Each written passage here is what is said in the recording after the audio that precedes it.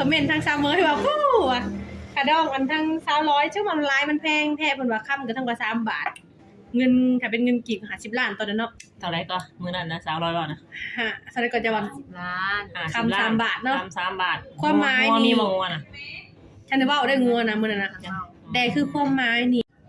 กับสบายดีและสวัสดีเด้อเนาะ FC กันเบิดสุขุสุคนเนาะบ่ว่าจะเป็นภายในหรือว่าต่างประเทศก็ยินดีต้อนรับเข้าสู่ช่องสาวเมยปันปายอีกแล้วเนาะมาพบพอกับสาวเมยมื้อนี้ก็ได้มาหาทางสาวร้อยเพิ่นเนาะก็คือในมื้อนี้ก็เป็นวันอาทิตย์พ่อแม่พี่น้องเอ้ยก็เลยมาอัปเดตเพิ่นเนาะว่าเป็นจังได๋มื้อนี้เพิ่นคือเพิ่นหยุดงานนั่นแหละแล้วนะครับก็สิมาอัปเดตข่าวว่าหลังจากสูตรลูกหัวใจมาแล้วเนาะมีสามารถจับจองหัวใจบ่เนาะแล้วได้ก็บ่ระยะห่างเข้าไปสัมผัส300เป็นก่อนเด้อเนาะตอนนี้ก็ฮอดห้านหรือฮอดเทือนเพิ่นเป็นที่เรียบร้อยแล้วเนาะโดยสบายดีเด้อเนาะโอ้มื้อนี้ก็ได้เดินทางมาหาทางสาวลอยเด้เนาะสาวลอยเนาะถ้าปากกาเว้าไปเรื่อยเนาะบ่สาวาดชูมื้อนี้หางเสียงบ่คือเก่าคือเก่าสิเป็นหยังเนาะคนเราเนี่ยเนาะผู้บ่าวมาหางเสียงเปลี่ยนไปพักงานบ่มื้อนี้น่ะโดยวันอาทิตย์แต่จังเฮ็ดหน้าเฮ็ดตาเพิ่นเนาะมีอู่บ่บ่ตะกี้ข่อยบ่ฮู้เนาะ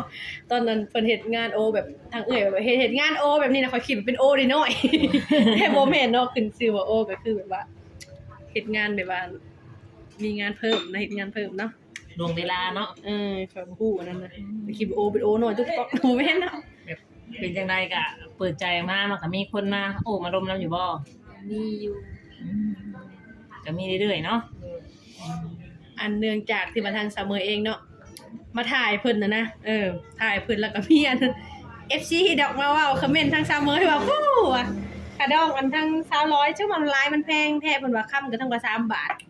เงินถ้าเป็นเงินกีบ50 ล้านตอนนั้นเนาะเท่าไหร่ก็มื้อนั้นนะ300บาทนะฮะสมัยก่อนจะว่าล้าน คำ3 บาทเนาะคำ3 บาทความหมายนี่มีบ่งัวน่ะฉันได้เว้าได้งัวนะมื้อนั้นนะแต่คือความหมายนี่ถามบ่แพงบ่มันก็บ่แพงได้เพราะว่าเราเป็นผู้ชายโสดแม่นเราก็ยังบ่ได้เคยแต่งงานเนาะแม่นเราบ่เคยแต่งงานมาก่อนเด้อันนั้นก็ถือว่าปกติเลยแหละบางคนก็บอกว่าอ๋อมันก็ไม่แพงนะนี่เด้บางคนก็บอกว่ามันก็ใช้ได้อยู่แบบนี้หั่นน่ะพอดีเนาะว่าบ่ได้บางเทื่อเราถืออกถือใจนี่บ่หาว่าฮอด300,000อันบ่ฮอดอัน3 บาทเด้2 สลึงแล้วก็ยังไปเด้อมาจักเนาะบัดนี้ทางเจ้าหลังจากเปิดใจก็มีคนคนลมนำอยู่ป่ะมีอยู่หลายคนบ่คือน้อยคนในเนื่องจากที่ว่าบ่คือน้อยก็คือแบบว่าเจ้าบ่มีเวลาเสร็จลมเฮ็ดเวียกหลายเวลาน้อยเดียวช่องมาก็คือทางเจ้าก็ดินแต่เฟซกับบทแอปเนาะ LINE ยังตั้งบ่ได้ยัง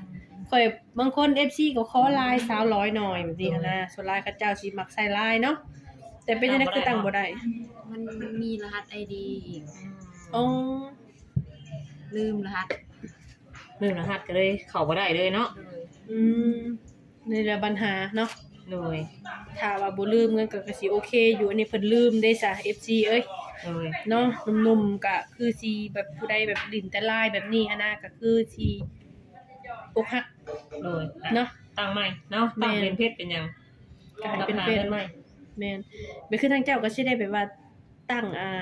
ลายอยู่บ่คิดอยากตั้งอยู่บ่บัดนี้คิดคือแบบทางเจ้านี่ลองให้ทางห้างเป็นตั้งใหม่เด้อบางเทื่ออาจสิได้บางเทื่อเฮาอาจสิเปลี่ยน ID มันก็ได้ที่บางเทื่อเฮาลืมเด้เขาเพิ่นก็เปลี่ยนให้เฮาได้โดยเฮาก็เสียจ่ายมันก็สิบ่แพงดอกโดย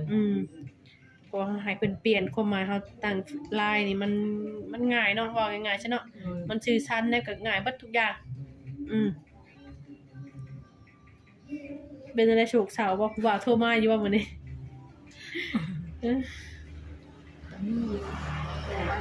มีคนถูกใจยังเนาะยังบ่มีเนาะเดี๋ยวคือเจ้าไปเฮ็ดงานนิคอนเนาะเดี๋ยวเจ้านอนอยู่หอบ่โดยแล้วตอนแรกวันเสาร์น่ะมาแต่มันนอนเทื่อวันอาทิตย์คือตอนแรกเจ้าเมื่อบ่หรือว่าอยู่ดิบางเทื่อก็มื้ออื่นตอนเช้านอนพี่ก่อนเนาะไปงานรถเขาเจ้ามาหับเอาบ่โดยใครแต่เฮาบ่ได้ใส่รถตัวเองเนาะก็คือปัญหาแบบนี้เพิ่นบ่มาเอามาซะก็คือทุกๆมื้อเพิ่นมาส่งบ่มันรถเต็มเดี๋ยวนี้คนเข้าหลายบ่เพิ่นก็เลยว่าให้นอนห้องนึงหลายคนบ่มี5 มีสี่ ของเจ้าจะคนจะของเจ้าน่ะ สี่ ไม่น่าอาบน้ำหรอกในนี่เรียบไรเรียนเก็บวันเขาก็ เปลี่ยนกันเผา เดี๋ยวสิเข้าบัญชีก็บ่ได้นะสาวอะเนาะ ว่าคัดกันเนาะสมมุติว่าหนุ่มๆแบบอยากมาโอ้ร่มต้องเข้าใจตรงนี้นํเนาะ แม่น เวลาอาบน้ำกับเมนสิว่าห้องส่วนตัวโดดกะซ่าแน่หน่อยนึงเนาะมีแต่ดอกสาวโสดซับ แม่นๆชองมากก็คือมันสิลงกับบ่าวนี่ก็นี่ฮะเนาะลมบ่าวดังเนี่ยก็ยันหมู่นอนเนาะเกรงใจเขาอีกเนาะ มีแต่เซ็ตนอนนิดหน่อยเนาะ แม่นพวกเฮาเป็นห้องส่วนรวมเด้ แบบว่าผู้ว่านี่ก็มีอยู่บ่ลมแบบว่าเข้าใจแบบว่าจังซั่นสิมีคนจุกจิกจุจี้อยู่บ่จังได๋ ก็มี มีหลายรูปแบบเนาะ มีหลาย แล้วเพิ่นว่าจะได้ซะกับเจ้าเพิ่นแชทมาเพิ่นโอ้ลมนี่นะเป็นจังได๋ ลมธรรมดา จะมีบ่สนมชวนไปอยู่นำซั่นสิมีบ่ ก็มีบางคน แต่สาวน้อยสมมุติว่าเพิ่นชวนไปอยู่นำนี่สาวน้อยมักบ่คือจังได๋ต้องร่วมกันซะก่อนจังว่าเว้ากันเนาะ มันก็เบิ่งกันไปก่อน อยู่ๆชวนไปเลยก็บ่ได้เนาะ ดูเนาะว่าง่ายๆตอนนี้เห็นหน้ากันต ต้ อ อน ง ได้ เห็ เฮ็ด น จักกัน คร เข้า อบครัวพ่อแม่เพิ่นซะก่อนเนาะ แม่น อีกอย่างหนึงเพิ่นก็ไม่สิเคยไปสถิตทุเรนแม่นล่ะวะอยู่แต่หอพักก็เป็นหอมายิงผู้ชายเขาบ่ได้แม่นบ่ ก็ได้อยู่ของเขาไปชงเครื่องชงของจักหน่อยเนาะ เขาบ่ให้เขา เขาเลยอยู่หน้าปากทางเนาะ ผู้หญิงก็เข้าไปบ่ได้ อืม ประหยัดแบบเครื่องคองเขาเสียเลยทำศพเนี่ย อืม ตู้ใส่ นอกจากเป็นพนักงาน พลังงาน โอ้ถ้าพนักงานนี่เขาได้เนาะดู ได้อย่างดีสมมุติว่าออกไปกินข้าวแล้วเลิกเดินๆสิได้ถ้าเข้าไปได้อยู่บ่ในของคือว่าเพิ่นปิดบ่ 10 โมงเหมือนปิดหอ10 โมง เขาออกบ่ได้แล้วสำนั้นเนาะ คันใกล้10 โมงนี่บ่ได้เลยเนาะอืม แล้วมีกฎอยู่ว่าชาวลอยเคยออกไปกินหมูกระทะกระทะไปว่านอกเวลาไปนี่นะ ถ้าไปก็บ่ให้ใกล้10 โมง เฮาก็ต้องเบิ่งโมงเด้ซะว่า โมงตลอด แม่นได้ใจสิไปเกินบ่จ้ะจักอยู่สำนึกก็ไปเกิน ชาว ไป ล เล อย ย คือจะกินอยู่ว่าหมูกระทะนะเดี๋ยวนี้ ยา อยากเนาะถ้ามี FC อันอยากให้พาไปกินนี่ชาวลอยก็สิไปว่าก็เอ้ย ไป ไปเนาะ ไปก็ไปช่วงประมาณเลิกงานเพิ่นจะไปได้เนาะ ต้องรอน้องเพิ่นเลิกงานก็จังไปกินถ้ามาน้องเพิ่นอยากกินกันเนาะ แม่ แล้วมีหนุ่มๆเพิ่นอยากให้กินหันนะเพราะว่ามีเพิ่นถามมาอยู่ทั้งคนกันเนาะก็เลยถามเมืองน้องเพิ่นออกจากปากน้องเพิ่น เจ้าคือบ่ถามเสมอนะอยากบ่ว่าสิ เจ้าก็อยากว่า อยากเขาเนาะอืม ยังงั้นสามารถแจกได้อยู่บ่เพจไลน์ก็คือเก่า ได้ ยังทันมีคนมาจับจองเนาะ วันนี้ข่อยก็สิเอาแต่เบอร์บอทแอปเจ้าเด้อบัดนี้เพราะว่าไลน์เจ้าบ่ได้ดิดเด้ เอาเบอร์เพิ่นได้มาบ่ นอกจากเจ้าตั้งเรียบร้อยตั้งเฟซตั้งไลน์ตั้งไลน์นะข่อยจะสิเอาใหม่เนาะ นั่นแหละก็ให้น้องเพิ่นนั่นคุยไปลองเบิ่งก็ฮับทุกคนอยู่แล้วว่าเพิ่นนั่นน่ะ ครับ มีว่าบางคนว่าบ่ถึกใจก็บอกเลย มี มีเด้อเนาะบางเทื่อก็ท่านได้ฮู้แจ้งหยังกันนี่เนาะเข้ามาเว้าดิมันเป็นอันมันบ่ถึกเฮาเนาะ น้องเพิ่นบอกแบบว่าแบบเรื่องเทื่อก็แบบกวนเวลาทำงานแบบนี้ว่าน้อง วันเสร็จวันเกิด ทำไมไม่ทักหาแบบนี้เนาะ ให้เพิ่นมีสตินำแน่เนาะสิได้ฮู้เนาะ กับการที่แบบของเฮาเฮ็ดงานสิมันบ่คือแบบเฮาเฮ็ดงานแบบบ่แม่นงานเฮาเองเนาะอันนี้มันเวลาน้อยเนาะเวลาน้อยแฮงอะลิเนาะพักเที่ยงจักโมงไปจักชั่วโมงบ่ได้ครับ ชั่วโมงเดียว อันนี้พักเที่ยงก็ชั่วโมง ยื เดียวน ต่อคิวซื้อของกินก็หมดแล้ว เขาก็ น้องเพิ่นก็บ่ค่อยมีเวลาเนาะคือว่าซื่อได้อาบน้ำอาบในก็นุ่มๆต้องเข้าใจ เพราะว่าการอยู่กับคนส่วนหลายเฮาต้องใช้เวลาเนาะ แม่ สิตามใจตัวเองได้คืออยู่เฮือนนี่เป็นธรรม เพราะว่า ดา ทางน้องเพิ่นก็เฮ็ดงานเฮ็ดหยังอะนะ โดย หลังจากคันสมมุติว่าต่อไปในภายหน้าเนี่ยเจ้าบ่ได้ไปเฮ็ดงานนี่เจ้าสิเฮ็ดหยังซะธุรกิจของเจ้าคิดว่า เปิดห้างขายของในเดือน คิดนะแบบมันเป็นขายเครื่องขายของพอสิได้เด้เนาะ ก็ได้อยู่ คิดมีแผนอยู่บ่ตอนนี้นะอันคิดอยากออกอยู่บ่แต่โรงงานเลย อยากออกอยู่ เมื่อยเนาะยืน เพราะว่าถ้าว่านั่งนี่เฮาไม่กล้าลุกเนาะใครแน่เนาะยืนตลอดเด้เนาะเพราะงานกล้องมันต้องยืนหั่นนะแต่คือแบบว่าเฮายืนโดนมันก็ถามว่าชินบ่มันก็ชินแต่มันก็มีเมื่อยนี่เนาะ โดย บางคนนี่มีแข่งจนปั้นบ่ได้เนาะเจ้าบ่ได้ปั้นติ ปั่นคือการ ปั้น ผ่า คื น อเก่า การเบิดเนาะยืน ย่าน ลง ย่านว่าเคยยืนหั่นนะ เลือดลงแข้งดิบ่เคยยืนก็เลือดลงแข้งคือมือคือเก่าเนาะสาวน้อยเนาะ แต่มันเลือกบ่ได้เนาะ ใครมีโตะเคลื่อนไหวแบบตุไปตุมาสิก็โอเคแบบหนึงเนาะ หนุ่มๆน่ะต่างประเทศยังบ่ทันได้เข้ามาบ่ ก็มี ก็มีอยู่เรื่อยๆหลายประเทศเนาะ เพิ่นก็โอ้ลม ลง ถามไทยเรื่องเฮ็ดเวียกปกติเลยเนาะ แต่ยังบ่มีบ่แบบคนเข้ามาแบบถามว่าเจ้ามีแฟนและบ่แบบนี้น่าจะมีคนสนใจและบ่แบบคนมาขอเป็นแฟนนี่มีแหละ ยัง ยังบ่มีก็บ่อยู่ใช้คือนั้นมีแท้เนาะ คือว่ายังบ่ทันได้ตกลงถึงขั้นนั้นบ่หรือว่าน้องสักน้องบ่ได้มีเวลาให้ตอบบ่เพิ่นบ่คือจังได๋ ยัง ยังบ่มีเวลาเนาะต้องใจเย็นๆสิ อันนี้แหละปัญหาเด้อเนาะเว้าง่ายๆซะเนาะบางคนนี่อย่าไปเฮ็ดเด้เนาะก็เว้าก็บ่ได้พร้อมพูนพร้อมพี่เนาะก็เว้าตามความเป็นจริงว่าซั่นซะเนาะ